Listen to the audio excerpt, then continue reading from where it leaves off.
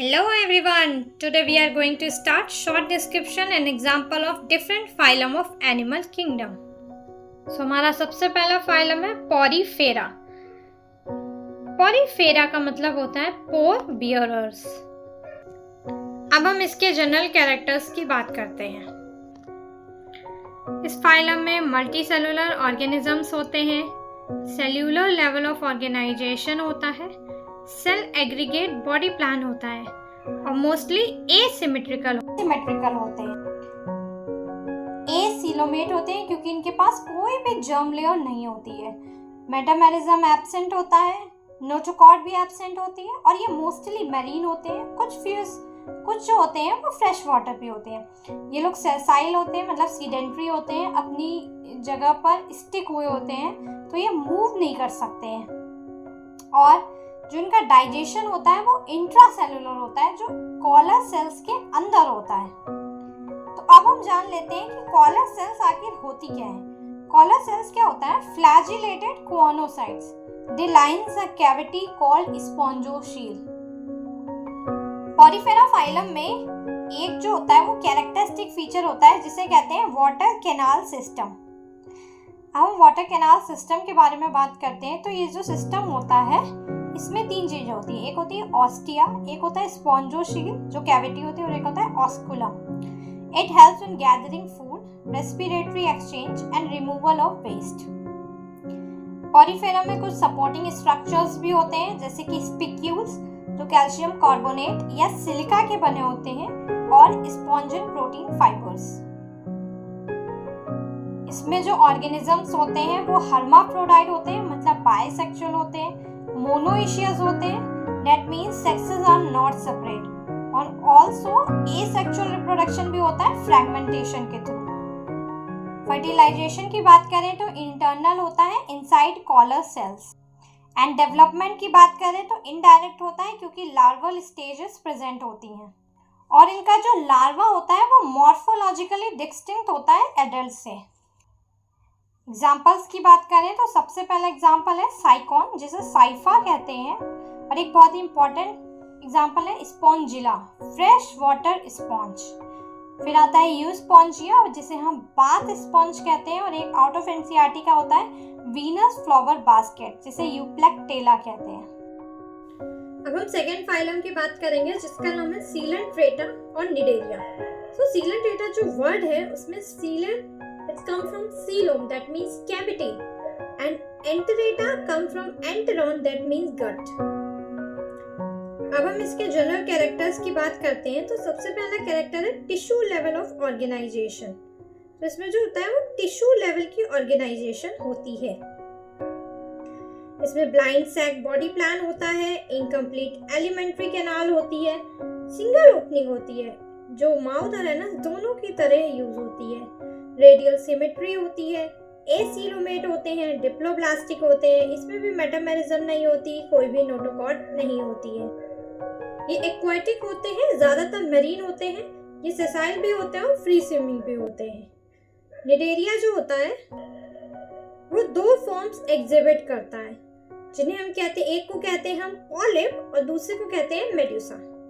तो क्या होता है, जो पॉलिप फॉर्म होती है वो सिलिंड्रिकल होती है, सेसाइल होती है, और एसेक्सुअल फॉर्म कही जाती है, मतलब वो सिर्फ एसेक्सुअल रिप्रोडक्शन करती है.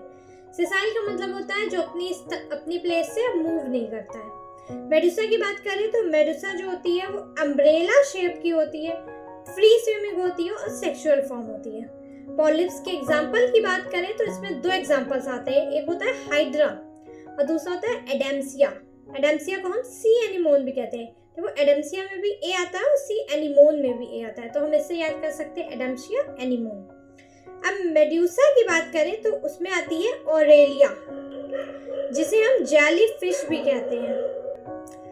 कुछ ऐसे ऑर्गेनिजम्स भी होते हैं इस फाइलम में जो दोनों फॉर्म्स एग्जिबिट करते हैं जिसे हम कहते हैं alternation of generation, metagenesis. Means कि जो पॉलीफॉर्म होती है वो प्रोड्यूस करती है मेडुसा को एसेक्सुअली, और जो मेडुसा फॉर्म होती है वो पॉलिप को प्रोड्यूस करती है सेक्सुअली. इसका एक बहुत अच्छा एग्जांपल है ओबिलिया. अब हम रिप्रोडक्शन की बात करते हैं तो एसेक्सुअल रिप्रोडक्शन होता है, जैसे बर्डिंग हाइड्रा में होती है, और सेक्सुअल रिप्रोडक्शन होता है जो कि मोस्टली यूनिसेक्सुअल होता है लेकिन कुछ में बाइसेक्सुअल भी होता है। फर्टिलाइजेशन की बात करें तो इंटरनल ही होता है मोस्टली, और डेवलपमेंट की बात करें तो इनडायरेक्ट होता है, मतलब लार्वा इज प्रेजेंट। अब हम बात करते हैं नीडोब्लास्ट सेल्स की, जिन्हें हम नीडोसाइट्स भी कहते हैं, नेमेटोसाइट भी कहते हैं, स्टिंगिंग सेल्स भी कहते हैं। क्या होती है ये sales? These cells are present on tentacles and body.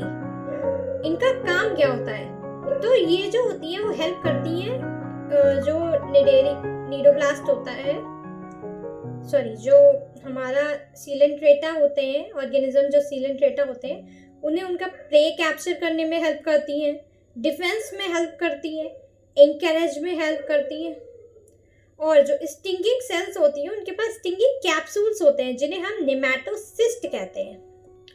अगर हम डाइजेशन की बात करते हैं तो वो बोथ इंट्रासेलुलर एंड एक्स्ट्रासेलुलर होती है। कुछ जो पॉलिप्स होते हैं उनमें स्पर्म्स जो होती हैं वो सेक्रीट करती हैं कैल्शियम कार्बोनेट, कैल्सेरियस एक्सोस्केलेटन अपने चारों ओर। तो इन पॉलिप्स को हम कहते हैं कोरल।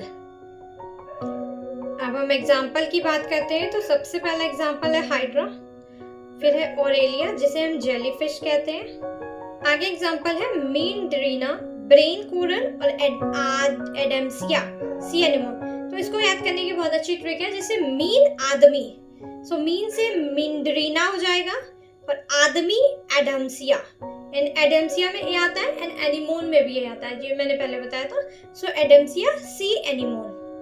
हम देखते हैं Gorgonia, that's called sea fan, and now pen से पेनाटुला, और इसका जो दूसरा नेम है वो भी सी पेन है या फिर सी फेदर भी होता है, and Physalia Portuguese man of war, ये आपको याद करना पड़ेगा।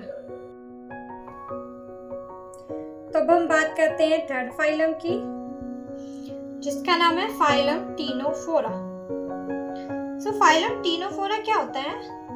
इसका नेम जो है टीन मीन्स होता है कॉम और सीलिया। टीनोफोर्स कॉमनली नोन एज सी वॉलनट्स और कॉम जेलीज।